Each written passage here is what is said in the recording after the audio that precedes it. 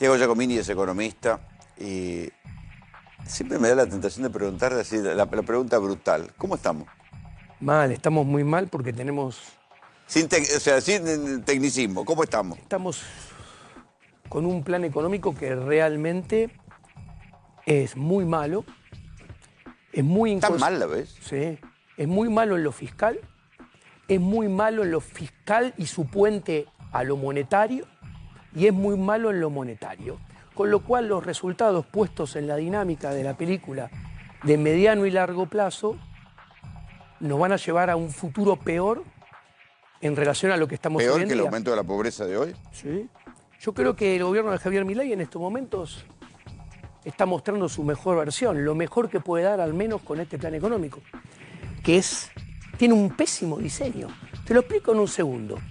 Se casa con el superávit financiero a toda costa, que es lo peor que le puede pasar al sector privado, y todos los economistas mainstream y los economistas liberales que lo defienden a capa y espada están todos equivocados desde mi punto de vista, y lo explico muy sencillamente.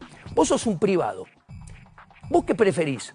¿Un gasto público de 40% y una recaudación total de 42%, y así tenés un superávit de 2%? ¿O un gasto público de 25 y una recaudación de 23 y un superávit primario y un resultado deficitario financiero? Claramente, la primera opción está mal y lleva a la implosión de la economía, y además no es ni sustentable ni permanente. La segunda, tenés alguna posibilidad y chance, si haces todo bien todos los días seguidos y tenés la suerte que te sale todo bien, de tener algún horizonte mejor. Esto es muy fácil de ver. ¿Por qué? ¿Qué sucede? Si vos tenés un gasto público, los números son inventados, pero tampoco están muy alejados de la realidad, ¿no?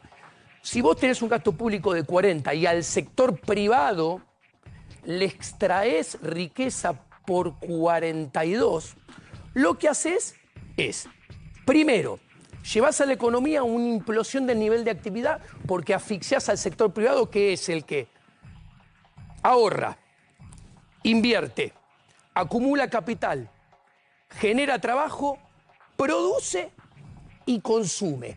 Entonces, si vos le sacás casi la mitad de la economía al sector privado, lo gas. Ahora, si vos sale de más, le sacás más de lo que, entre comillas, lo explico muy sencillo, necesita el Estado, que son estos 40 puntos. Si vos le sacás 42 porque tenés 2 puntos de superávit financiero, que de hecho acaban de anunciar que da 1.5 la cuentita anualizada, o sea, muy lejos no está, ¿qué estás haciendo? Le estás sacando al sector privado más de lo que el Estado necesita.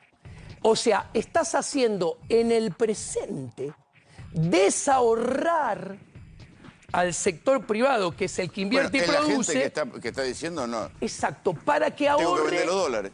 El sector público, el Estado.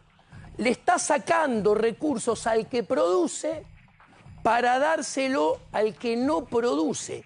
Menos liberal, más alejado del liberalismo que eso. Bueno, pero Milei no dice hay. Que los que no entienden esto son libertarados. A ver, yo creo que Milei tiene grandes problemas intelectuales muy profundos, errores técnicos garrafales, que como ve que los resultados son realmente los que no espera, y ve que la película se complica y que no pueda levantar el cepo y no se anime a levantar el cepo, es la ilustración que las cosas no le están saliendo nada bien, sino mal. ¿Puede resistir sin devaluar? Mira. ¿O hasta cuándo puede resistir sin devaluar? Primero, hay que hacer varias aclaraciones. El tipo de cambio oficial del crawling peg actual, al 2% mensual, si se extendiera hasta final de año, sería $1 en términos reales, ajustado por inflación, alrededor de 5 puntos porcentuales, asumiendo una inflación más o menos como la de ahora, un poquito menos, más barato que el de Massa, o sea, más barato que al que él lo llevó a subir el tipo de cambio de 3.50 a 820. Primera O sea, ya se inconsistencia. comió toda la diferencia. Encima él, en este camino, le metió más impuestos. Porque, por ejemplo, subió el impuesto país. Por ejemplo, a algunos le subió la retención. Ha aumentado fiscalización. O sea, ahoga vía tipo de cambio, ahoga vía presión tributaria. Resultado, vos tenés empresas, pymes sobre todo, que este tipo de cambio a las exportadoras no les sirve para producir y exportar. A las que producen para el mercado doméstico La mata. no les sirve para producir para el mercado doméstico. Ahora, la situación para esas Y pymes... tampoco puedes importar para bajar precios. Claro, no, pero es peor que hace un año atrás. Porque, Bueno, decía Hernán, 10.000 pymes cerradas. claro, ¿qué sucedía antes? Con el anterior gobierno, voy a ser soft, suavecito, vos eras amigo, levantabas un tubo de teléfono, qué sé yo, qué sé cuánto. Y aparecían los Y dólares. aparecían los dólares inventados a 300. A cambio no sé de qué, pero aparecían los dólares a 300. Entonces, ¿qué sucedía? Comprabas los insumos con $1 a 300 y después cuando exportabas te pagaban $1 a 300. ¿Qué pasa? El dólar a 9.80 o 9.70 o 9.60, poner el precio que quieras, no existe para casi nadie, sobre todo para las pymes. Entonces las pymes tienen que importar a contado con liqui a 1.300 el insumo, en el camino, en la producción, te lo digo en austríaco, a lo largo del triángulo de Hayek, en la evolución de las etapas de producción, le agregan trabajo, transforman los insumos, meten capital, contratan trabajo, pagan impuestos, afrontan regulaciones y cuando terminan de producir el producto final y lo venden afuera, Se lo pagan al dólar blanco. se lo pagan al dólar de 9 y pico. de 9.60 cuando los insumos los tuvieron que comprar al de 1.300. Mejor receta para fundir a las pymes no hay. ¿Y qué No, sucede? y además, mejor Sí. receta para no poder exportar y que no te entren dólares. Bueno, ahí está. El Porque en punto- definitiva, eso es lo que debería pasar. Agregás valor y vendes más caro y te entran más dólares. Y ya no. Exactamente. Solo funciona con las materias primas. Pero ¿qué sucede? Una economía, y esto es muy austríaco, y el presidente lo desconoce, se hace el sota, anda diciendo tonterías en todas las presentaciones que hace. Una economía en la cual el propio ministro de Economía te dice, vamos por los ahorros de la gente, que escupan dólares para pagar impuestos, ¿eso qué implica? Que el sector privado va a tener menos ahorros. Si tiene menos ahorros, todavía amortiza menos el capital de lo que lo venía Pero haciendo con el todo kirchnerismo. Lo contrario a lo que Milei predicó durante Exacto. todos estos años. Entonces, se destruye capital, se desacumula capital, la capacidad de producción cae, con lo cual se invierte menos y la economía va implosionando. En el medio, como los hace desahorrar, el ahorro presente es consumo futuro. A ver, ¿qué postales sociales imaginas si esto sigue así? Es más, te voy a decir, Porque hasta acá estamos los números. Bajémoslo a las postales en sociales. este canal de televisión, cuando el gobierno de Mauricio Macri era gobierno entre 2016 y 2019, con Javier Milei, nosotros decíamos que si se seguía haciendo socialismo, la pobreza iba a llegar al 60%. Bueno, Javier Milei... Porque además recordemos que efectivamente Macri se fue en un escenario que tiene algunas similitudes con este. Bueno. Digo, con supuestamente emisión cero, déficit cero e inflación que no paraba.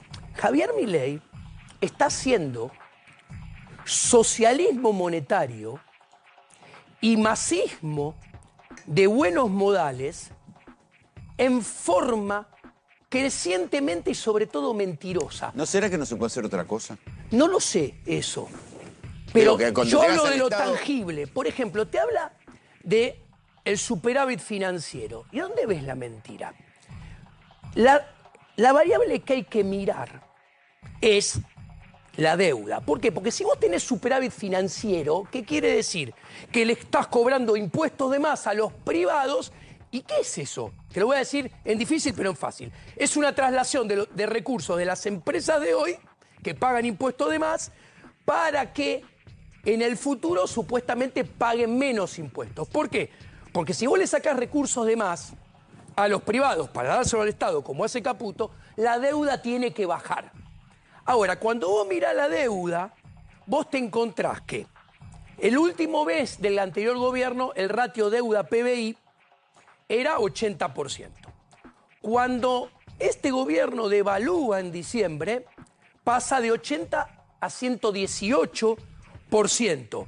Y cuando vos mirás el monto de la deuda en dólares, aumentó 19% en el primer semestre. Pasó de 367.000 a 430 y pico mil la deuda. Es una bola y de si a nieve. esto le sumás que el PBI, sacando el rebote estadístico del campo, con rebote estadístico del campo según Fausto Espotorno de Orlando Ferreres, en el primer semestre el PBI, medido por el IGA, Índice General de Actividad, cayó menos 5%. Si le saco el rebote estadístico del campo, que es más 57, el PBI cayó a menos 8%, con lo cual el ratio de deuda de PBI, si estaba en 118%, va a subir a 130, por decir algo. ¿Qué quiere decir?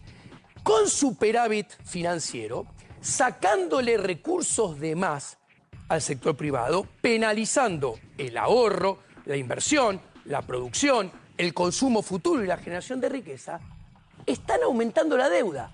Entonces, le está sacando de más para hipotecar el futuro. Y esta discusión, una inflación del 4%, ¿es una buena noticia o una mala noticia frente a la recesión económica que hay? Te contesto muy sencillo, números duros. Si yo agarro el promedio mensual de inflación de Sergio Tomás Massa, el peor ministro de Economía hasta que llegó Caputo, acá siempre está la ley de oro, el que viene después siempre es peor.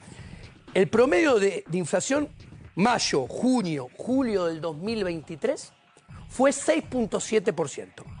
El promedio de inflación de los mismos meses, mayo, junio y julio del 2024, es 4.3%. Pensar que es un éxito bajar la inflación de 6.7 a 4.3% promedio mensual, con sectores como la construcción que cae interanualmente al 30%, la industria que cae interanualmente al 16%, comercio que cae interanualmente, según la medición que tomes, al menos 12, al menos 14, al menos 16. De hecho, salieron las ventas del Día del Niño, de la infancia, como se dice ahora, 16. 12 estadísticas, una menos 16 y una menos 14.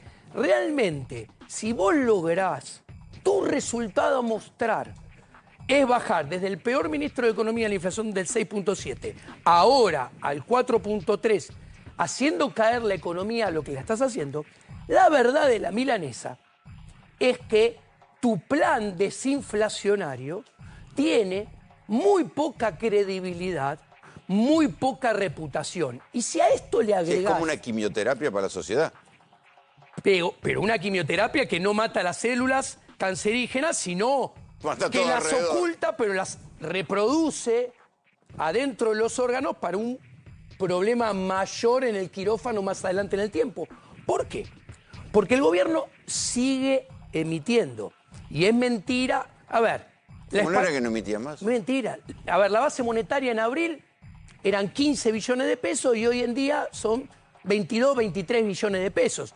Y cuando vos mirás el programa monetario, o sea, el planning de emisión que presentó Vladimir Bernin en el exterior, vos te das cuenta que planean de acá al final del 2025 emitir base monetaria por todo las LELIC y pases, que eran pases finalmente, que le pasaron Al Estado. del Banco Central al Tesoro. Ahora, ¿cuál es el problema? Otro gran problema. Cuando vos mirás esa deuda que se pasó al Tesoro, uno, paga mucho más intereses con el Tesoro que lo que pagaba con el Banco Central. encima se capitaliza y se ajusta por ser, o sea, por inflación y por tipo de cambio. O sea, si más adelante hay una devaluación, que es muy probable, se dispara la deuda. Se dispara la deuda. Si la inflación tiene trayectoria en forma de U, o sea, si baja, encuentra un piso que no lo puede perforar y vuelve a subir, también aumenta y se capitaliza. ¿Esto qué quiere decir? Que los intereses de esta deuda van a ser a futuro mucho mayor que ahora, que aumentaron muy fuertemente. Ahora, esos intereses son gasto público. Es la diferencia entre el resultado primario y el resultado financiero. ¿Qué quiere decir? Es más gasto público al futuro. Y si es más gasto público al futuro, el ajuste fiscal también tiene que proseguir y no se acaba nunca. ¿Qué debieron haber hecho? Sencillo. Mira, yo creo que primero y ante todo deberían haber tenido un equipo económico y un plan hecho, porque ¿Milei llegó sin un plan? El titular del Poder Ejecutivo Nacional llegó sin ningún equipo y la prueba es, ¿quién lo rodea hoy en día? Bausili, que no lo conocía, no tenía noción de quién era Bausili. Toto Caputo, que era del PRO, del cual piensa pestes. Federico Sturzenegger, que él siempre habló bien y siempre lo defendió, eso es verdad, pero también es importado. ¿Quién tiene en su equipo de su riñón? Nadie. ¿Por qué? Porque toda la gente que sabe, por propia decisión de esa gente, lo quiso dejar solo y no quiso saber nada de su gobierno y de su plan económico, porque toda la gente sabe muy bien de quién estaba rodeado y qué tipo de construcción política había hecho, que no tiene nada de diferente al pasado, sino copia las peores cosas del pasado. De hecho, copia las peores cosas del menemismo. Diego, gracias por venir. Un placer.